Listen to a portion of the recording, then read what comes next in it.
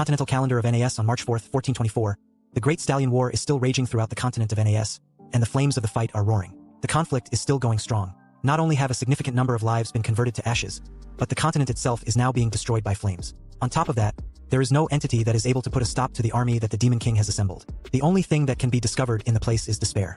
The sudden arrival of a fighter who is engaged in combat against the army comes as a total and utter surprise to everyone. Our protagonist explains, as he is playing, that this was more or less the general concept of the game parody that he was playing. As he does this, he is observing the display on his computer monitor. The scenario of this game was a role-playing game, RPG, and it was played out in a virtual reality environment. The player, in the role of a warrior, engaged in combat with the demon army in order to achieve the goal of becoming a king who could protect his realm. In the years immediately after their return from the war, the characters of the car spent all of their leisure time playing. To put it simply, the young man was an expert in controlling all of the knowledge about the features of the characters and other factors linked with the game. This was due to the fact that he was an older person. The person claims that he had been the most popular vlogger and information source regarding Paradiso for a period of 10 years, but that he finally became so ill that he was unable to continue with it. He claims that he had maintained this position for a length of time. In spite of your efforts and despite his condition, the young man finally died away as a consequence of overworking himself and playing an excessive amount during his life. While he was thinking about the fact that he had gone away at the age of 30, without even having the chance to go on a date, he was considering the fact that he had died. At the moment when the man abruptly comes to, a woman with blue hair is standing next to him. While the young lady is staring at her chubby lord, she inquires as to whether or not he experienced a nightmare on the previous night. As he seeks in every way in an effort to fathom what was happening on, the lord seems to be in a state of despair for some reason. He appears to be searching in every different direction. Following his apology, the individual inquires as to where he was. Next, he inquires about the identity of the female and inquires about her. The girl, on the other hand, is unable to grasp the question that her master has asked, and a sense of uneasiness spread throughout the home as a result of this. While our main character, Jerry, was analyzing his data, the young man came to the knowledge that he had an abnormal condition of extreme fat. This epiphany occurred during the time that Jerry was analyzing his statistics. After looking in the mirror, he was taken aback by what he saw. Additionally, the young guy comes to the realization that his life expectancy has decreased by 20 years as a direct result of his particular ailment. It is clear that the body that he was in must have been of the lowest possible class when these facts are taken into account. As the young guy is sitting in an armchair, he comes to the conclusion that for the time being, he will make an attempt to calm himself down and think more clearly about the issue at hand. According to what he sees in the mirror, he is under the assumption that his name was Shin Tipum up until this point. On the other hand, given that he died and was reincarnated as a young and chubby king with the name Jared, it seems likely that the event took place in his prior incarnation. The young guy feels that he was positive that he had reincarnated in the shape of a parody over the internet. This is due to the fact that he was able to see the user interface of the game. That gave the impression that this was the reality he had to deal with. On account of the fact that even this time, his life would also be touched by the fact that the Big Stallion War would take place in 10 years, and most critically, Jared is in a condition of absolute and utter despair. There are going to be a lot of natural disasters that will occur over the course of the next 5 years, including severe drought and starvation, in addition to other natural disasters. He is under the notion that when the enormous fight of mass would break out, all nations and territories would be obligated to take part in the struggle, and since he is a terrible lord, he would die. The young guy is sweating and he is under this impression. The fact that Shin Tepi, the game's encyclopedia, could not even identify this character is the source of his dissatisfaction. This leads him to question the significance of this character, which in turn drives him to wonder how insignificant this character is. As a result of the fact that the young man, Dubit, was wriggling in his armchair with a great deal of impatience, the chair shattered beneath the weight of his large and gigantic body, which resulted in the chair falling to the ground. This epiphany came while the child was growing up, and the kid adds that when he looked at Jared's memories, he realized that the youngster had grown up to be a bit of an effeminate young man. The kid said that this understanding occurred as the boy was growing up. Nevertheless, as he stood up, he had the revelation that there was still a possibility for him to be successful. All he needed to do was lose a few pounds, since this time he had the memories of his prior life by his side. Due to the fact that this was an advantage that he alone had, he was able to make use of it in a way that was similar to a bug. Having already established his position, Jared is of the opinion that this is the most major advantage of possessing knowledge, and that if he is able to make efficient use of it, he will be able to have a more profitable future than anybody else. Since things are the way they are, Jared is under the impression that he will ultimately become the most powerful warrior in the world, and that he will someday become a great king after the globe has been united. Throughout his life, Jared's goal was to do this. Following the passage of some time, we come across the same girl as previously, but this time she is carrying a duster and is cleaning the dust off of numerous different volumes. In order for her master to be able to make use of the office, she promises that she would clean it properly. Suddenly, a loud uproar can be heard coming from the office, and the woman, upon becoming aware of it, realizes that her master is opening the door in a furious manner and calling her name over and over again. Upon hearing his request, the young lady instantly lets him know that she is eager to be of assistance to him. Despite this, the individual instantly starts searching the whole region for something, and Hayes asks him what he was looking for in the first place throughout his search. The explanation that the little kid provides is that it was the memento that his father had left for him before he went away, and that he was enraged by the previous owner of the body for putting something of such value in a different location. Hayes makes her way to the desk, opens the drawer, and takes out a relic where it is said that this is the object that her master was looking for. After withdrawing the relic from the young lady's grip and expressing his appreciation to her, he approaches her with civility and begins to approach her. Hayes seems to be pleased at the prospect of being of assistance to her commanding officer, and she inquires as to if the young guy needs anything more from her. On the other hand, the little youngster does not request anything other than for mom to leave the place. Not even that.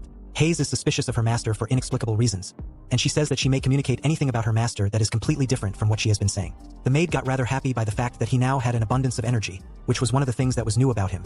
During the time that she is leaving the site, the young girl starts talking about how she will also get excited just like her master. While he is in the process of picking up a piece of jewelry, the young guy said that it was an inheritance that he had gotten from his uncle. In addition to a camperette, he was given a priceless object that had the potential to aid him in the development of his magical skills. As the boy continues to gaze at the relic, he quickly arrives to the realization that he is going to destroy it right at this very moment. Because of this, he begins to employ magic on the object, which ultimately results in the thing breaking apart.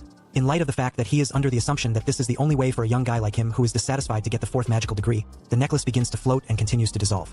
On the other hand, he expresses his admiration for the fact that he would not be able to call upon it with the little person that he had, and as a consequence, the object in question finally disintegrates. Furthermore, at this moment in time, the only way for him to get this advantage is by using the artifact, and a shadowy sphere is starting to take its place in its place. The youngster is under the assumption that he is doing this in order to be able to develop more quickly. This is because the intense energy in the region causes his hair to begin blowing, and he is under the impression that he is doing this. He has high hopes that his father would forgive him for his actions. A beast is starting to emerge from that mass and expand in size, in addition to the wave of black matter beginning to convert into a whirlwind. This transformation is taking place simultaneously. Following the transformation, the monster starts to wonder who the stupid human was that had summoned it, and Jared arrives to the realization that it was a creature that could only be encountered once in a lifetime. Both Isabella, the joyful spirit, and the tiny girl start to laugh in the direction of our main character, so demonstrating the fact that she is completely demonic and weird. On the other hand, Jared is under the impression that Isabella would be the first step on his path to achievement. She inquires of the naive human being what the desire was that prompted him to contact her. Because Isabella is not a fan of cowards, and because she is a fan of explorers, Jared begins to make an attempt to calm down in order to avoid himself from being terrified. This is done in order to keep himself from becoming stressed out. He is also of the belief that once the woman leaves, he will have no other chance to do anything of value in this life. This is something that he believes will happen. In the aftermath of that, the individual was successful in convincing his thoughts affirms that he is interested in purchasing the mind's eye equipment by using all of his words. During the time when Isabella is beginning to chuckle, she makes a comment about how the young man was really greedy and inquires as to whether or not the young man was interested in experiencing what was going on in the brains of other people.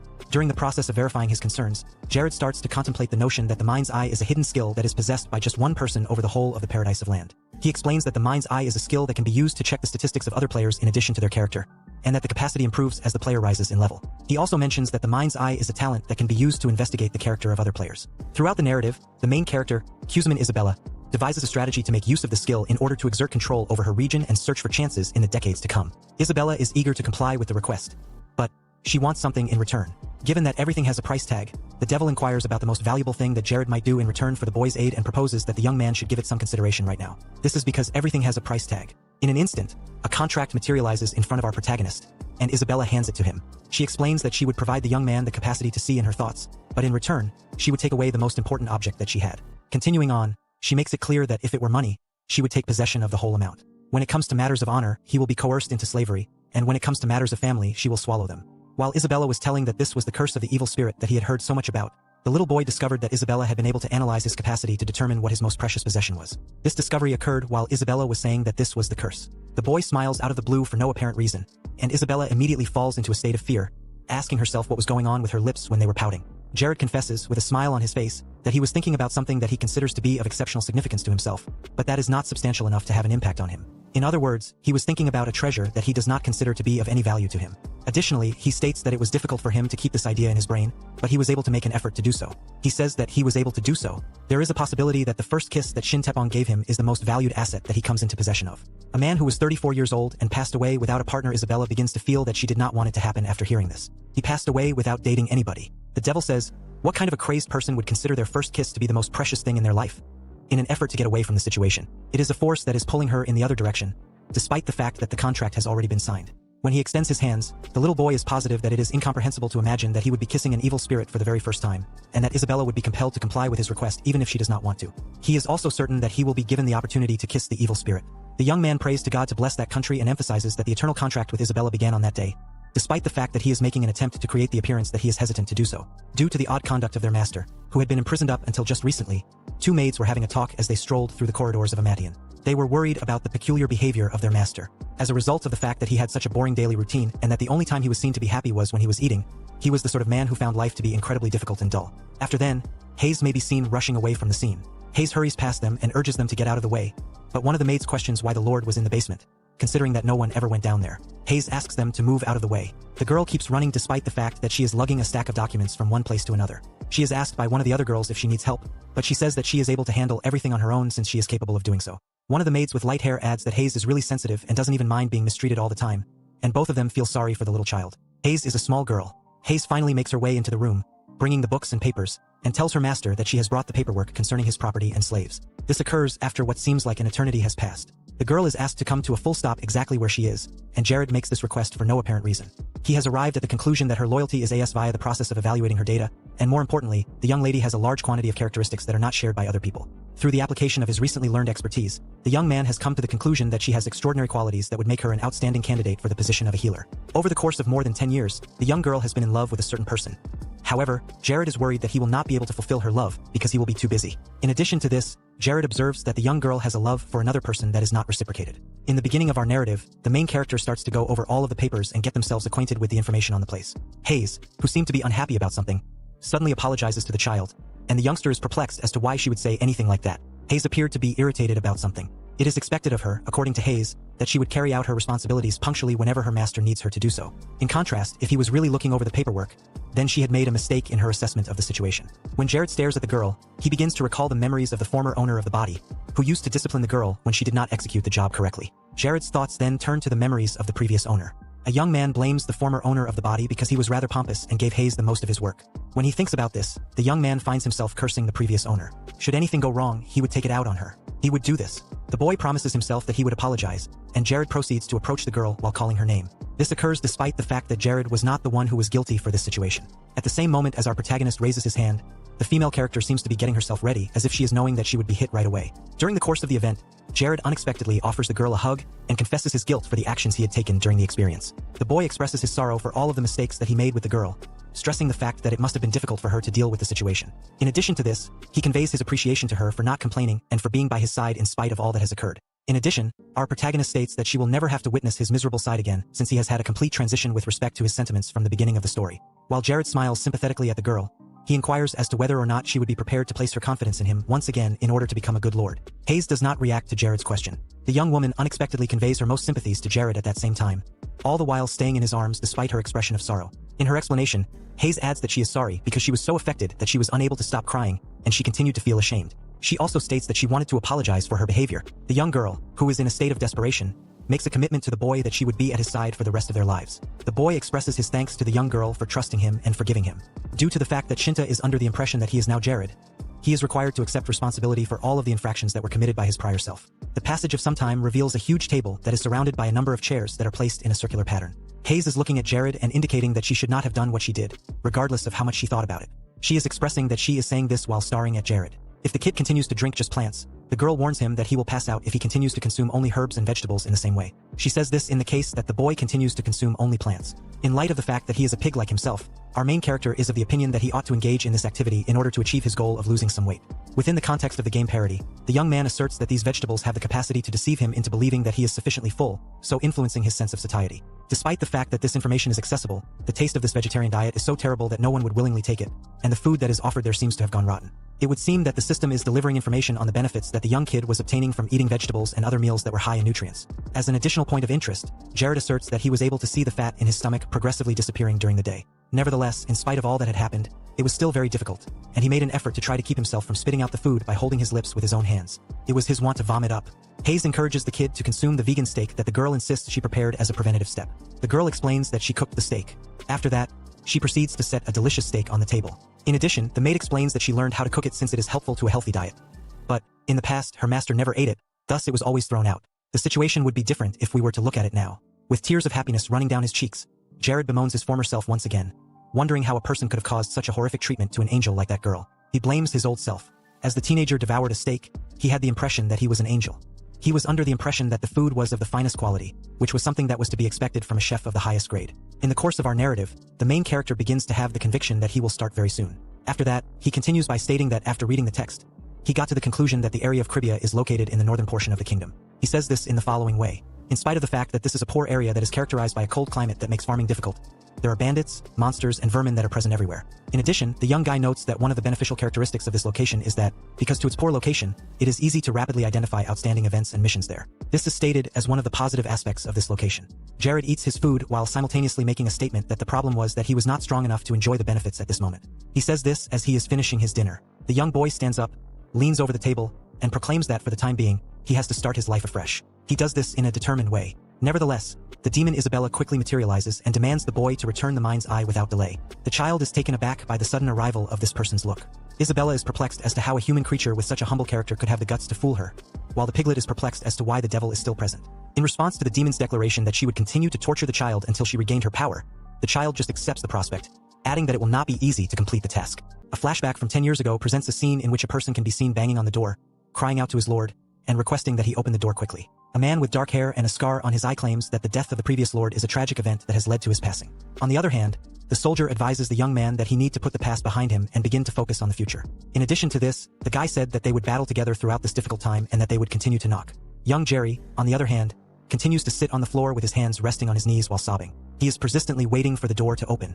According to what was spoken about the whole event, the youngster stays in his position without moving, only wailing and bemoaning the passing of his father to our protagonist. At this same moment, someone is claiming that all of a sudden, the Lord had told them that they were a guy who was missing an eye and had red hair. During a New Year's party, the guy continues to sip his beverage while glancing to the side. He is pondering whether or not the Lord was prepared for the event. When the alcoholic sees two maids there, he walks up to the women and greets them, saying good morning to Hayes, while simultaneously seizing both of the females in his arms. Greetings, and a pleasant morning to each of you. However, he is uneasy about the whole scenario, and the guy has said that he admires the girl's optimistic side. It is only possible for the intoxicated to imagine that he is unable to comprehend what such a beautiful woman want with the chubby lord, but it is certain that he would have her with the same guy. During the flashback, we saw that he was having a disagreement with Gracchus, who asked him what he was doing there given that he had previously warned the youngster not to approach the ladies. To my knowledge, he has referred to the individual as Lacus, and he asserts that a lord's knight should not act in an unacceptable manner, and for some reason, Gracchus is taken aback when he notices that the man's demeanor has changed to one of fury. It is Gracchus's question if Likas really believes that he has the authority to give a speech to the head of Cribia's public security.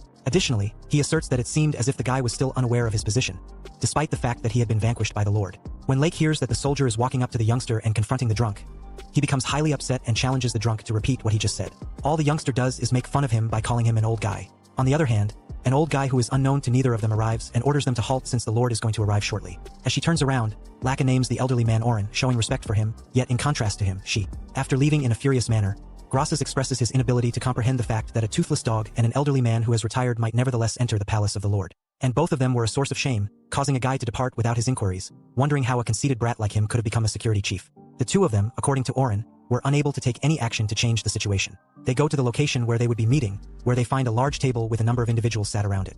Some of the nobility who were speaking found it peculiar because they couldn't believe the Lord had called a conference. They said that they couldn't believe it. The fact that Jared was reading the reports is another thing that has impressed them. They had just accomplished something that the guy had never done before. After Grasses has finished drinking, he brings the bottle down to the table with a loud bang. Due to the fact that the report was not to his liking, he questioned why his lord was reading it.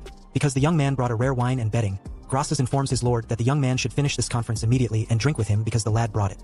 Upon hearing this, Jared's curiosity is piqued, and he begins to clutch the papers more tightly while repeatedly uttering the word liquor. His lord would approve of it for some reason. The drink is still being offered by Grasses, who, like his predecessor, just observes, assuming that the scoundrel is able to lure the lord each and every time the encounter takes place, which ultimately results in the lord being fooled around. The resolute swordsman takes a stance and says that he will put an end to Grasses whatever of the repercussions, and he does it for the honor of Cribia. Despite this, a very solemn look can be seen on Jared's face. Asks the guy with the red hair if he is insane and wonders how he has the audacity to show up to a meeting when he is intoxicated. Neither Mather Lake nor Grasses understands the question that the Lord is asking, and the man begins to giggle and asks his lord to stop being so grumpy since it had been a long time since they had previously consumed alcohol together. However, all of a sudden, a spell known as Magic Missile is unleashed, and a beam of azure energy comes crashing down on the whiskey bottle that Grasses was clutching. The alcoholic is in a state of disbelief as he watches his booze flow out into the floor, and Jared declares that he will ignore the man's nasty behavior this time around. According to irritated Grasses, it did not make a difference whether the Lord was his superior or not.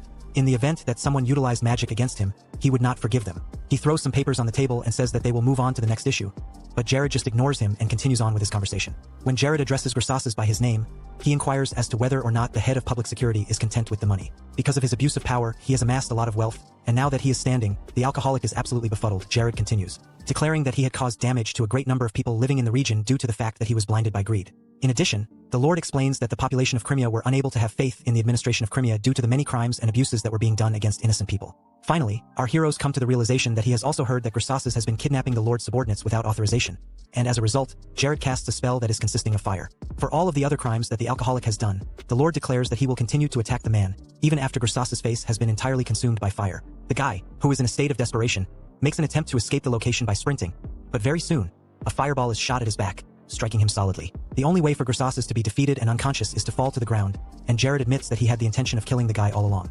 On the other hand, in order to comply with the law, he will halt there, and our protagonist will inform everyone present that on that day, Grassasis will be dismissed from his job as head of public security, and the Lord will conduct a thorough investigation into the matter. All of the other persons at the table quickly drop to their knees in response to the corruption that has been taking place in that region recently, expresses regret to their Lord and admits that they have committed a serious transgression.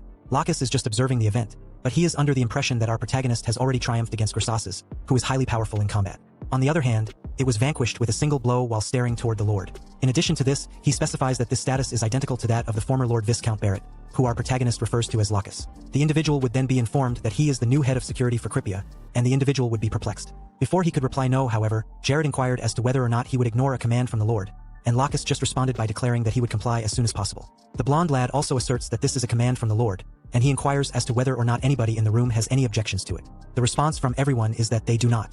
On the contrary, Jared is under the impression that he has successfully restored the majesty of the Lord, which had been relegated to the bottom of the list after Jared had completed all of these things and looked at the ratings of everyone else. The issue, according to him, is that he has not yet discovered someone who can serve as both his right and left hand. On the other hand, he turns his attention to Mr. Owen, and the elderly man grins back at him. He is glancing to the side. Nevertheless, Jared believes that he needs to take it easy before making a choice since, after spending a month in a home, he had the mind's eye to lead him into the right direction. Someone is yelling in a distressed manner that someone is unable to participate in anything. While pleading with the guy to pardon him, a poor peasant tells him that if he removes his money, he would no longer be able to maintain his employment. On the other hand, the bandit instructs the impoverished farmer to remain quiet since it is the reason why he ought to have paid the street fee at its first imposition. It would be best if you simply kept quiet since one of the bandit groups has said that they have not seen Mr. In addition, the guy informs the white-haired bandit that Graspus has been collecting taxes recently, and that he is wondering whether he has just returned from a holiday elsewhere. Even if Graspus has not yet arrived to collect the money, you should refrain from spending it. There is a sudden banging sound at the door, as if someone was calling, and it reverberates throughout the whole location. The bandit leader instructs one of his minions to go and investigate. Observe what it was. A guy with a bald head approaches the door, gently opens it, and inquires about the person who was standing in front of us. In response to the protagonist's greeting, the bald guy refers to the youngster as a piglet. However, before he is able to comprehend it, a punch swiftly strikes his jaw, causing some teeth flying to follow following the impact. All of the other members of the gang are taken aback by the unexpected turn of events, and the bandit is hurled across the house. The lack is quite upset, wondering how a bandit like that could offend his master, and asking the lad if he wanted to lose his life. Jared makes an effort to defuse the situation by stating that he did not take offense to the slur and that it was okay. On the other hand, these are the individuals who are attempting to collect unlawful taxes from residents and business owners. Returning to his solemn look, the Lord gives instructions that are necessary to apprehend all of the bandits and ensure that none of them are able to escape with an incredibly delighted expression. The soldier indicates with a snap of his knuckles that he would gladly carry out the instructions that have been given to him by his commander. According to him, there will be a speedy justice that will be carried out by the new head of security, according to the bandits who are hearing that which is skeptical. The bandit leader is seen slipping out of the spot where the bandits were since he has come to the realization that Graspus has been vanquished after giving them a lesson in the rear of the place where they were. In spite of this, our protagonist unlocks the door behind him and takes out the bag of possessions. In response to the questioning of the guy about his intended destination, the man, who was surprised, threw the bag into the air. The robber gives up all of the money that he is attempting to flee by sprinting through the snow to escape. However, Jared swiftly utilizes his power to unleash a magical missile, hitting him many times once the whole matter has been resolved by a group of civilians. The residents are relieved when a troop of soldiers takes the chain bandits to jail. They express their gratitude to the Lord and to the Lacus for offering their services during the time when they were pondering the timing of these scoundrels' punishment. During the beginning of his address, Lacus informs all of the people of Crypia that the Lord has acknowledged his prior errors and has announced that he would take care of the situation of the. Additionally, he asserts that citizens with all of this power from this point on getting rid of them. The bandit leader had a hard time believing that Graspus was apprehended, and the criminals were merely the first step in the process. Lacus finishes his discourse, and as a result, we see the peasants being given food so that they might express their gratitude and show compassion to the Lord. Even a bard was singing at the location, which helped everyone feel better. And Lake's speech came to a close by requesting that everyone consider themselves to be thankful to the Lord for their whole lives. After that, Jared and his buddy are riding around the city on horseback, and they are being hailed with acclaim from the locals. After they have returned to the house, they are in the council chamber. In the meeting room, it is told that the people started to have a more favorable perception of the region and the Lord. The individuals who had been supporting the Lord began to make their appearance, according to Lacus. In the event that Jared's strategy had been successful and they were seeing the fruits of their labor, our protagonist would inquire as to whether or not Lacus is doing well. As he adjusts to his new role and interacts with his subordinates, the guy quickly reveals that he is confident in his ability to. After expressing gratitude and expressing his contentment with the fact that his master had assigned him to this role, the little lad answers by stating that if his soldier was to be. As well, he was content since he was certain that the guys would be able to maintain public order from this point on, according to the media. He starts out by explaining that a month after the citizens of the territories were penalized for their illegal behavior, there was a noticeable improvement in public order and morale. Jared recounts that Lacus was the feudal ruler of Cribia, and that he was responsible for recruiting and assigning a large number of trained troops who all united under his name. All of this transpired as a result of his possession of the mind's eye, and we are brought back to the current time, where our protagonist is still involved in the situation. Isabella, who was still insistent, was the one who was the pester. Elrin claims that the new farming practice is responsible for the significant growth of the crops. However, winter stretches over half of the year, and the outcomes are not yet good owing to a number of other reasons. Despite the fact that they are attempting to utilize Man of Stones as a unique product of that province, Avila, another vassal, states that the anticipated outcome will not be achieved for a considerable amount of time. In light of all that has been said, Jared is thinking that the mind's eye is not very helpful beyond the identification of bright individuals, and that he will have to put in some effort. To make matters even more difficult, the youngster has been tapping his stomach softly ever since that day. Lacus has seen this and has said that he has seen it a few times do of this manner. The protagonist of our story claims that this is a common approach to weight loss, and that he learnt it in a different country. He also claims that it was quite successful. It is with great pride that the head of security asserts that his master is beginning to resemble a feudal lord as he continues to lose weight. On the other hand, our protagonist is of the opinion that this procedure is not for dieting and is rather a ruse to unjustly boost his own mana capacity. The explanation that he gives is that after releasing mana from each of his hands, you should then release it back near your body and reabsorb it. However, this is the method that will allow you to boost your mana. It is not acknowledged as a bug in the parody. In other words, it is still considered to be one, and after doing this for a month, he seems to be holding a spell in his hand, and the consequences appear to be as if he has leveled up 12 times. Additionally, Jared believes that he will be able to make use of their 4th class magic 1 or 2 more times using this. On the other hand, a young soldier begins to dash towards Jared and explains that there was a message for the Lord. A bandit camp was discovered within the coal mine, according to the words of the desperate soldier, who reveals that his master had dispatched a search team. In addition, they discovered slaves within, which piques the interest of our protagonist and causes him to get enraged. Additionally, 2 swords and memories from a year ago come to the surface. There are 2 guys, one with red hair and the other with white hair, who are engaged in a battle with swords and shields. They can be seen against each other and clashing against each other. A person who seems to be of a female gender is seeing the conflict from a distance. The Umbril, who is ecstatic about what they are seeing, believes that the 2 individuals in question are quite adept with their swords. At that moment, 2 more individuals approach her, having a question about whether or not she had been viewing for an excessive amount of time and stating that she would be in trouble if she continued in that manner. However, to everyone's surprise, the young lady gave them a grin and referred to them as her brother and sister. They said that the director would chastise her if she was seen roaming about. During the conversation with her siblings, Lena lifts a barrel and explains that it is acceptable since she is quicker than her friends and exceptionally strong. At the same time, a lovely butterfly falls on the barrel. The girl is now 14 years old, according to Lena's sister, who claims she can't believe it. On the other hand, it inquires as to whether or not the young girl will really work as a maid at the Lord's house, and Lena gives a positive response. A wager is made by Lena. According to the girl's sister, due to the fact that the director takes extra special care of her despite the fact that she is an orphan, the location will be favorable. She was considering taking the girl to her mercenary squad, but the child continues to stay mute. It is unfortunate that she continues to be silent. She makes a phone call to her siblings, who find her demeanor peculiar, and when she asks them what she wants, the girl responds with a shyness. Perhaps not at this time. The young lady says that she would rather be a swordswoman, but she wonders whether a girl like her might become a great swordswoman if she puts in a lot of effort. Swordswoman as opposed to a maid's duties. However, at this time it is not feasible. The kid with the blue beard begins to chuckle and asks Lena if she is aware of the reason why there are not a lot of women serving in mercenary army. As soon as he draws his sword, a tremendous blast of wind is released from the weapon, which causes dust to be blown all about. In all seriousness, he says that the reason behind this is because the world is too hazardous to confront with such a straightforward mentality. Also, he tells her that the majority of females will either give up or die after being confronted with such a brutal reality. On the other hand, this is also true for guys, and the young man begins to take off his gloves. He adds that gender is irrelevant in this situation. In addition to telling her that she is more gifted than the 2 of them, he also informs her that what you need is a determination, talent, and work. Additionally, this is the reason why she would be successful. The girl's sister then informs Lena that she has no other options. Due to the fact that she would employ her based on her power as a leader, she needs to submit herself to them. The young lady is beaming with joy and smiling with embarrassment as she thinks of her promising future. On the other hand, life is difficult, and in a different location in the future, you see the same girl with a smile sitting in a dark basement. The young lady is in utter desperation, and the only thing she can do is scream extremely loudly as she is tied up. She is calling out the names of her brother and sister.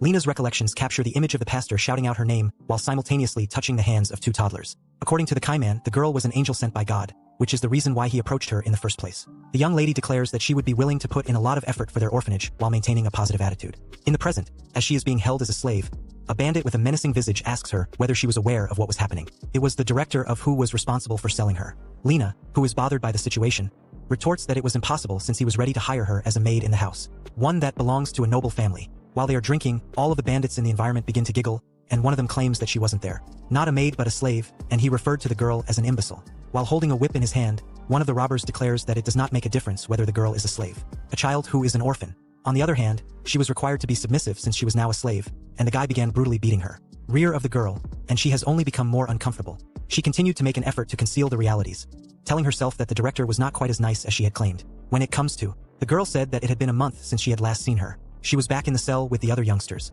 was subjected to a majority of the time spent locked up in the cell after being sold to the slave dealers. The girl with the rent hair stared at Lena and inquired as to whether or not she was from Mallorca. The young lady continued by saying that if she was originated from that location, she was meant to be a slave from the very beginning. In addition, Lena inquired as to what she was discussing. The young lady said that the majority of orphans in Mallorca are sold into slavery, and the legends surrounding that location. It was ordered. It would be best for the girl to simply give up since the director of the orphanage was also on their side. However, Lena became enraged and said that she would not give up and would find a way to escape from that situation, irrespective of the events that were transpired. The girl with the red hair called her Lena fool, and the blonde inquired as to whether or not the girl did not want to get out of the location. Quite surprisingly, the young lady responded that she had never considered the possibility of identifying herself as money, and asserting that the two of them would get along fine in that hell until the moment when they both passed away. After hearing that, Lena admitted that she was a little uneasy, and she said that Manny's manner of speech was quite disheartening, and the girl responded that she was just adjusting to the reality of the situation. In her explanation, the blonde said that another month had gone, and that she and the money had become close quite rapidly. While Lena was seeing one of the cells, she said that there were not a lot of young slaves in that particular location, whilst the other slaves behaved as if they were dead dolls. The young lady was under the impression that these slaves were sold regardless of the conditions in which they were held. A breeze. She also said that she was unsure of whether or not she was fortunate, because slaves who were 14 years old like her also. It was safe for her and Manny until they were 15, and she had already made up her mind that she wouldn't let it happen again. Put an end to it.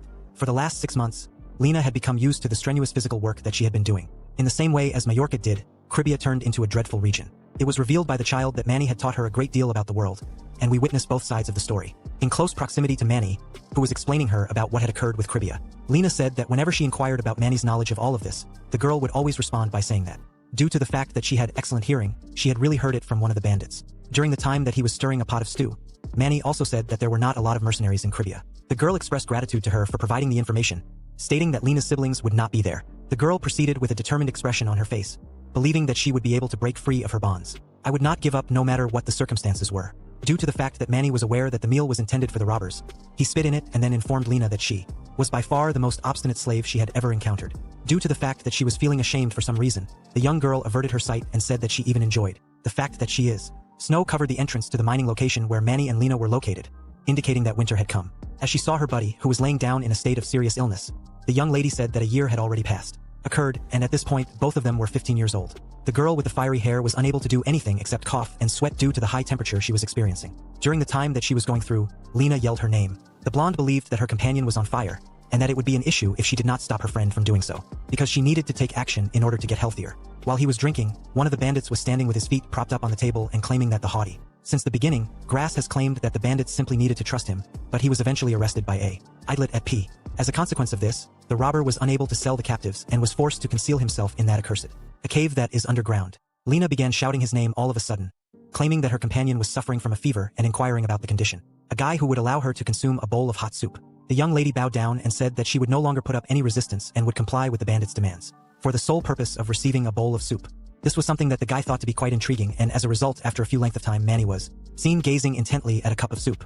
Lena was adamant that her buddy consume it before it chilled, arguing that doing so would be beneficial to both of them. Makes her feel better. The thief approached her from behind and placed his hand on the girl's shoulder as he approached. According to the bandit, Manny ought to eat by himself, and Lena need to keep in mind that she would eventually do so. All that he requested. When Manny saw what her buddy had done, she was in a state of desperation. Nevertheless, when she glanced at the blonde, she felt a sense of relief. Dear girl. She saw that she was indicating that everything was okay. Lena's face was grasped by the bandit, who then began to agitate her by stating that the sick brat was provoking her, should have a peaceful slumber. On the other hand, before he was even aware of it, a bowl of boiling soup slammed into his face, and when it struck him, he screamed. It was a revolting act, and the guy yelled that it was on fire. Taking advantage of the circumstance, Manny swiftly grabbed her friend's arm and urged them to go forward. Quickly get out of that location and go away. The girl with the fiery red hair reprimanded her buddy, explaining that she could not have done it for the sole purpose of, please fetch a bowl of soup. Additionally, Manny stated that she did not care whether the other slaves would engage in such behavior, but that she would. Due to the fact that she said she was not a slave, the companion should never do it. They were captured in the act of continuing the girl's speech before they even knew it was going to continue her remarks, caused by the thief. Lena was dragged away by the guy just as he was ready to launch an assault on her. The blow was instead taken by her companion, who jumped in to help. Blood was flying everywhere, and the only thing that could be seen was Manny tumbling to the ground. After being enraged at the sight, Lena swiftly turned around and struck the robber, which compelled him to let her pass. Away from her, the young lady approached her buddy, who was drifting away from this world, and began to weep uncontrollably, and kneeled down next to her. While Lena was questioning her friend why she had been stabbed in her place, she referred to her friend as an idiot. It was remarked by Manny that her life was worse than a hole. She was used to seeing people being robbed and killed since she had grown up in a community of robbers. However, a mere orphan, just like her friend, had such a grandiose dream, and at first, she believed that it was a dream. That is absurd. In spite of this, she revealed, in her last moments, that she had invited her buddy, and that was the reason why she had done so. She was determined to safeguard her at any cost. As her strength began to wane, Manny implored her companion to never give up and to move on with her life as she said her goodbyes to a more favorable location in the future. Lena said that she had not yet given up, and that she would eventually escape from that horror regardless of what occurred. They failed to see that the bandit had risen from his hiding place and was making ready to assault her. In spite of the fact that it would need her to murder everyone in that location, the blonde girl vowed that she would do it. When looking at the bandit, she felt an overwhelming sense of loathing in her heart. When the guy saw that a mere slave had the bravery to restrict him with that, he became annoyed, stare her down, and wonder how she had the audacity to do that. Afterwards, he said that his face had been scorched by Lena's companion, and that, as a result, he would remove everything. The young lady without delay. Nevertheless, a voice could be heard next to him, questioning whether or not that little wound on his eye could be turned. The bandit was shocked and looked to the side when he saw a burn happening. After seeing what it was, the only thing that the guy could make out was a massive and intense flame, heading in his direction.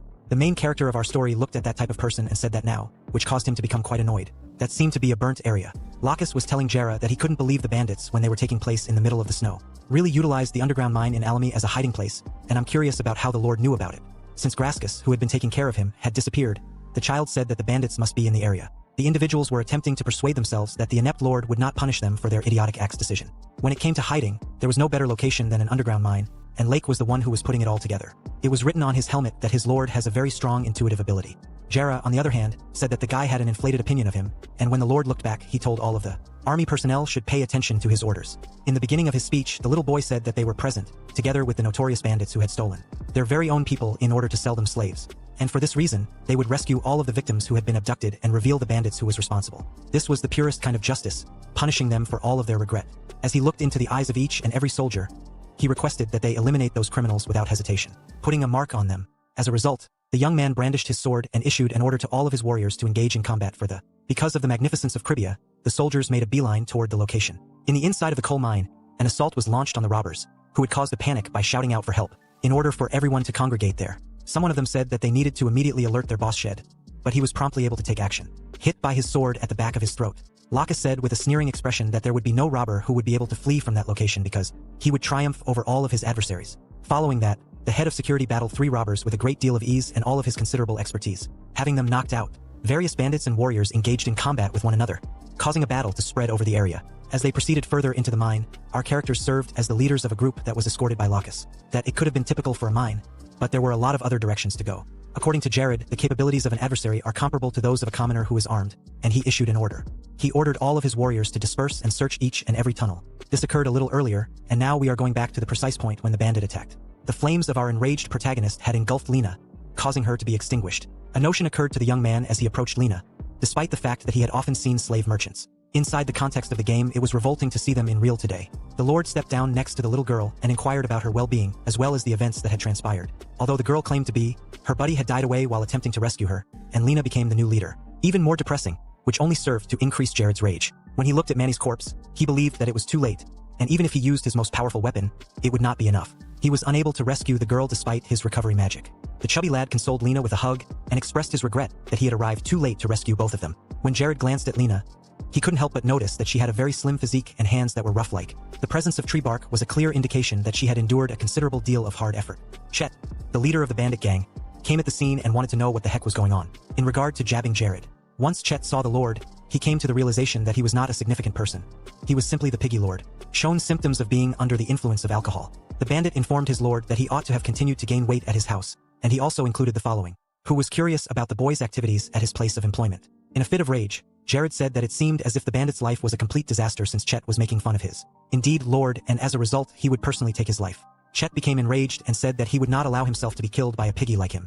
He then began to yell, so that he may use magic to defeat his adversaries. After that, the two magicians engaged in combat, and before long, the bandit, who is our protagonist, began to unleash his lightning magic. Through the use of a sorcery known as acceleration, Jared was able to effortlessly avoid it by utilizing his exceptional speed. The inebriated bandit was overcome with fear and questioned how a wizard such as himself could be able to wield such magic so effectively. However, before he could even see, our main character started rushing around him, creating a whirlwind. Chet was unable to interpret his motions because of the dust that was there. Chet believed that the magic operated by speeding up the body, but it was simple to reverse since it was so powerful. Jared had a tough time maneuvering in a different direction since it was difficult to control. When that was the case, all he needed to do was kill everything in the vicinity at the same time, so he started to conjure powerful. He had the power of electrical magic. Unbeknownst to him, however, he was hit by a punch to his chin, which was then followed by multiple blows to his head. Assaults that caused the antagonist to distort like a rag doll was the target. As soon as Jared had finished casting his magic, he voiced his displeasure, noting that casting such a potent spell unable to defend himself, he was left vulnerable by the bandit's intoxicated condition. As soon as he saw the guy fall to the ground, he admitted to him that he was so feeble that his rage had already subsided. So he requested that the guy just vanish from this planet, therefore putting an end to his life. The Lord was rewarded with loyalty points and the golden age of the area after he had successfully completed the job. Kribia was getting closer and closer. Jared was under the impression that the issue with the mine had been fixed after Chet's passing. To prevent them from happening again, all of those involved, including the kidnappers and the killers, were put to death. Prevent the lamb from being even more contaminated with their soiled hands. The most important thing was that the slaves who had been taken were returned to their families without incident. An individual who serves in the Republic's order. While Lena was riding in a carriage, she questioned the Lord about whether or not he really wanted for her to visit his land. In his explanation, Jared said that he was concerned that the child would be sold once again if she went back to Malurka by the director of the orphanage, therefore it was the most appropriate course of action. It was said that he was seeking for young individuals who have potential to collaborate with him, and he would be grateful if, upon arriving in the region of Kribia, the girl visited. Additionally, Jared ensured that the little girl would get the necessary training to become an exceptional swordswoman.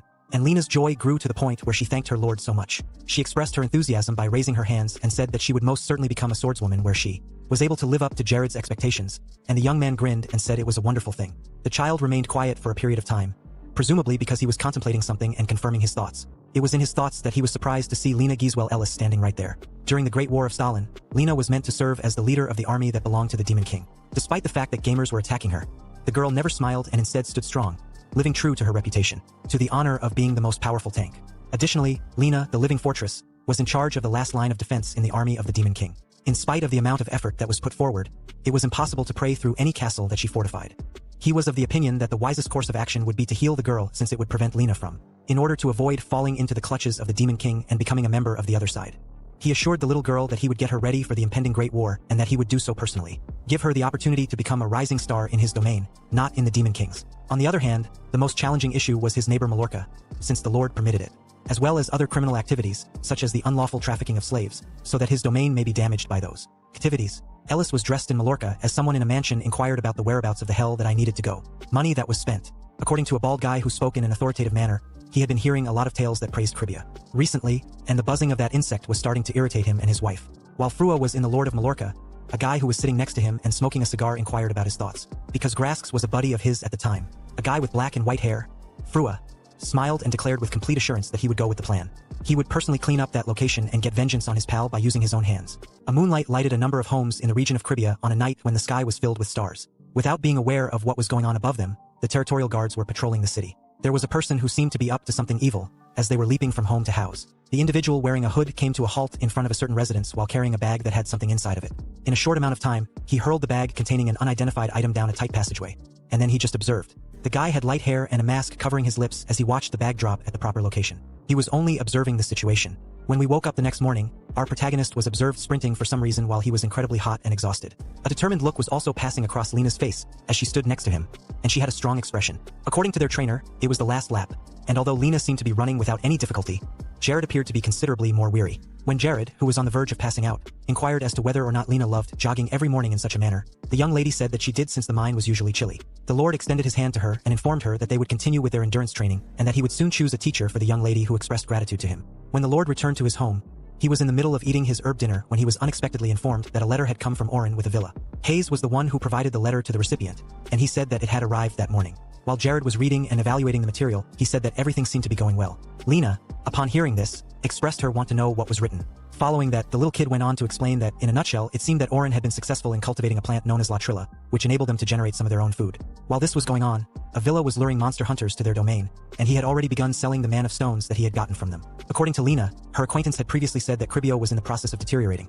But now that she had visited the location, she felt it was really remarkable. The response that Jared gave was that they had only begun to make progress, and that very soon the whole continent will be aware of Cribio. It comes as a surprise to the little lad that Locke has arrived at his side and is bringing something to his attention.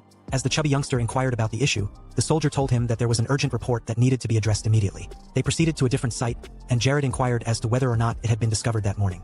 Locke is said that it had been discovered, and that it had also been discovered in other locations. As Jared stood there gazing at the corpse of a dead beast, he saw that he was upset and questioned who the heck would toss a monster into his domain. Locke expressed his profound sense of guilt, stating that he should have given more attention to maintaining public order and taken care of the situation. As the Lord approached the dead body, he explained that it was not the young man's fault since, thankfully, no people had been killed, and because they did not have any fortifications, they were susceptible to invasion by other sources. Considering that the degree of contentment among his inhabitants was initially rather high, Jared was certain that the person responsible was an invader. However, he was curious about the benefits that the bandit would get from carrying out this crime. When Locke, Yana, and Jared hear the voice of a small girl behind them, it might be that she is screaming for someone, asking the young guy to assist her mother. This should cause them to divert their attention. In her statement, the young lady said that she would not mind if the individual wanted to sell her for money, but that all she wanted was for the young guy to rescue her mother. Regardless of what the young girl gave, the merchant informed her that he did not own the medication that she required, and he requested that she cease her nagging him. In spite of this, the young lady did not give up. When Jared approached them, he inquired about the girl's name, which drew the attention of the shopkeeper as well. As everyone in the city center reverberated the name of the Lord, Jared approached the young lady and asked her if she could give him the name of the medical plant that she was seeking for. After the child, who was crying, revealed that her name was Mia, it was revealed that her mother had Renala's condition. When Jared heard this, he seemed to be incredibly surprised, as if he knew something. The daughter stated that in order to assist her mother in getting healthy, she needed to locate a herb, but the merchant refused to give it to her. After that, the seller knelt down and apologized, claiming that he was innocent since Renala's sickness was almost hard to treat, and he was unable to do anything about it. This sickness could only be treated with the blessing of a pope or with a highly potent potion from the Empire of Athema, according to Jared, who indicated that he was aware of both of these possibilities. The little kid was under the impression that this illness was comparable to TB, and that its name stemmed from the region of Renala, which was home to a great number of dungeons and monsters. Mia was accompanied by the Lord, who bent down to her and asked her to kindly show him where her mother was. The young man said with self-assurance that he was aware of the treatment for the illness that Mia's mother was suffering from. Not long after that, they were able to view a house that had previously been damaged and was in a state of disrepair. Mia said that it was her home. While they were climbing the stairs, the little girl said that her mother was located on the second story. Our main character was of the opinion that the home was rather ancient, and he pondered whether or not the stairs would be able to support him. Mia swiftly climbed up, and then she raced to the room where her mother was, where she yelled for her mother for an extended period of time. When the girl went to the lady, she asked her if she was all right and told her that she had brought someone who could assist her. However, the woman was unhappy since Mia had behaved in a similar manner in the past. In addition to expressing her regret for what her daughter had done, the unwell and exhausted mom explained to the physician that she was unable to pay for the therapy. When Jared looked at the lady, he knew that she had only 7 months left to live and that she was really close to passing away. It then said that there was no need for payment and only requested that the lady have faith in him. In a cheerful tone, Mia explained to her mother that the guy in question was neither a physician nor the lord of the city. She also informed her that the lord had come to rescue her. For some reason, Mary said that she hadn't seen her lord in a very long time, and Jared inquired as to whether or not the lady was familiar with him. The lady, who was coughing up blood, responded in the affirmative since 8 years before. The lord had extended an invitation to her to serve as the head cook at the house. The guy hid his face in shame and apologized to her if he had caused her any pain in the past. He described himself as being extremely immature at the time and said that he was still quite young. When Jared approached the lady who was laying on the bed, she cautioned him not to go too near to her since he carried the risk of being infected with the sickness as well. After that, Mary requested that Mia bring a wet towel for her, and the girl swiftly departed as Jared watched her go. Following this, the young guy walked to a window, opened it, and saw the corpse of a beast. He then inquired as to whether or not the lady had ever dealt with monsters in the past. Due to the fact that she had previously worked as a cook for a high-ranking expedition team that dealt with the selling of corpses, the lady who responded to him said that he was correct. Jared said that those who are regularly exposed to monster corpses are more likely to catch the sickness. However, the signs of the disease do not become apparent until the condition has progressed to a more severe stage. He said that Mary was initially in good health, but that her condition deteriorated as a result of the monster body that was discovered close to her residence. The lady inquired as to who would be responsible for this. When Lena and Hayes came, they informed Jared that they had brought all of the medical plants that the boy had asked. Jared also informed her that he had previously urged her to trust him because he would not leave Mary's side until her health improved. The lady, who was crying and distraught, said that she had no idea how she could pay back this sum. On the other hand, the Lord responded by saying that they would consider it once she had been healed, and with that, the process of making the potion started very immediately. The same individual who had earlier abandoned the body in the vicinity was the one who was seeing everything from the rooftop of that home. He was claiming that the Lord would not produce a remedy for that ailment. On the other hand, Lacus stepped from behind him, raising his sword, and said that he did not agree with him since his Lord had never failed before. In addition, he said that the Lord had accurately foretold that Culper would return to the location where the crime had been committed, and that the man would look back. Infuriated, Lacus inquired as to whether or not this was the person responsible for scattering the bodies of monsters around the region. Since the young man was wondering about it, the bandit laughed with a terrible expression on his face and questioned why the young man was curious about it since she already knew the answer. While sitting in front of Hayes, who was producing the potion, our heroine was conversing about the names of various flowers that were found within the home. According to Hayes, those 3 plants were not only simple to locate, but he also did not think that they could heal the incurable sickness known as Ramella with only those 3 herbs. In order to continue the process of making the remedy for Mia's mother, they proceeded to boil the herbs using some scientific apparatus. Getting to the scene of the first time he came across a post on the webpage about the composition formula to treat Ranella's ailment was a wonderful opportunity for him to be caught up in the moment. Because of this, you would be able to create the treatment that was intended to be made available to people just 10 years from now, and he would start doing it right now. As the ill lady said the name of her lord, the young man responded by telling her that she might say anything she pleased. Mary was curious as to why a high-ranking nobleman like him was exerting such a great deal of effort to look after a commoner. The person who is the protagonist of our story said that someone who has experienced this kind of suffering is fully aware of what it is like to have their head held high. When the mother asked the youngster whether he had ever been afflicted with Ranella's sickness before, she was unable to believe what she was hearing. On the other hand, when Jared recalled his previous life, he said that he had a good upbringing because of the love that his family had given him. Mary's hand was taken by the little child, who then proceeded to explain that his mother did not just show love, and that something awful had occurred. All of it was accurate. Because of the financial situation of his family, his mother was unable to go to the hospital for a comprehensive checkup. By the time they arrived at the hospital, his mother had already lost the ability to use her hands and was in the terminal stage of the medical condition known as cancer. Due to the fact that he was unable to make the situation better before it was too late, he experienced a greater degree of rage than grief. In spite of the fact that all of this took place 15 years ago, Jared said that he could still blame himself since he remembered his mother being hospitalized on his stretcher in a previous life. However, Lord responded by shaking the bottle containing the medicine and said that he was there because he was aware of how Mia was feeling. In addition, he said that he did not want the young lady to experience the same suffering that he had, and that he would not allow her to lose her own mother. While Lacus was on the rooftops, he was pursuing the bandit with the intention of capturing him. As fast as possible, the soldier made an attempt to hit the unknown guy, who effortlessly defended himself with his sword at the time. After that, the guy rapidly attempted to cut the soldier's throat by using his little dagger to parry the sword that the soldier was using. On the other hand, a servant of his master Lacus effortlessly avoided the onslaught from his adversary, the latter of whom survived the assault. In an effort to corner the robber, he started pushing him back with his sword, which remained unidentified. The unidentified individual came to the realization that the military was attempting to control him by using forceful methods. As a result, he targeted his vulnerable spot and successfully avoided an assault from Lacus that was on the verge of severing him in two. The thief then declared that he would end it now, and he raced towards Lacus, hitting him with a kick as swiftly as he could. Lacus, despite the intensity of the punch, just stepped to the side while still standing, which is a surprising development. Following the kick, the robber came to the realization that his blow had not even scratched the victim, and he did not even have to duck the blow anymore. After that, Lacus inquired as to whether or not it was the only thing the bandit had. The soldier swiftly struck the bandit with his sword in a downward motion, wondering how the bandit had the audacity to go against Cribia with such a pitiful lack of ability. Despite the fact that the bandit almost succeeded in defending himself with his little knife, he was thereafter hurled skyward. While he was in the air, he stared at the soldier and said that he was more powerful than he had previously believed. He also stated that the people who had hired him had not told him that the head of the guard was that powerful. It was joined by an adversary who was on the roof, and the guy who was not known to him questioned how that soldier had suddenly become so powerful. The explanation that was given was that the reason Lacus was particularly effective in solo combat was because he had a specific propensity that allowed him to manage the killing force. Both morality and justice are important. Whenever Lacus engaged in combat with ants-bad individuals, he was able to exceed his limitations and improve his physical capabilities. After then, the bandit arrived, and it was immediately determined that a person who was considered to be a villain would never be able to prevail over Lacus. As the soldier approached, he informed the unknown guy that he should gently surrender since he would never be able to prevail in this conflict. When the unknown guy was informed of this, he said that it came as a surprise to him since he had intended to murder the chief of the guard in the event that he was found, but he had given up on that plan. The message then said that he would depart for the time being, but the soldier became enraged and asked the thief if he believed that he would just flee in such a manner. On the other hand, the bandit, who was smiling and maintaining a vicious expression, begged Lacus to be less eager since they would be meeting again in a little while, and he began to drop his mask. As a conclusion, he said that they may engage in a battle to the maximum extent at a later time, and his peculiar manner of speech emanated from his lips. It was the head of security who became agitated as he questioned the origin of the miss and attempted to protect himself with his arms. However, as he glanced around, he found that the robber had vanished without him even seeing it. 2 days later, Mia was examining something while she was eating, and Jared requested her to look at it during that time. As a number of smaller energy spheres began to come together, our protagonist started to explain that what she was witnessing was accomplished by associatively accumulating mana, which was a more straightforward way. Another spell was cast by him with his other hand, and he explained that it was accomplished by using the force condensation technique to collect mana in a strong manner. Inquisitive Mia posed the question, if both of these methods could be used for magic, then wouldn't it be better to master just one of them? The fact that Jared was dressed in peculiar attire was evidence that everyone else shared his opinion. Despite the fact that he was dressed as a wizard, he said that malevolent magicians often pollute the mana that is all around them. If this occurs, a magician who employs the associative approach will be unable to utilize their magic. According to Mia, who was in a state of worry, the fact that a magician was unable to do their magic was, in fact, exceedingly horrible and alarming. The conclusion of Jared's presentation was that everyone needed to practice the force condensation approach, despite the fact that it was more challenging than the other methods. The young lady said that she was aware of the situation, but she questioned the reason why her lord was wearing peculiar clothing and had a peculiar mustache. Taking off his suit, the young man said that he was attempting to imitate the appearance of a magic trainer by employing that.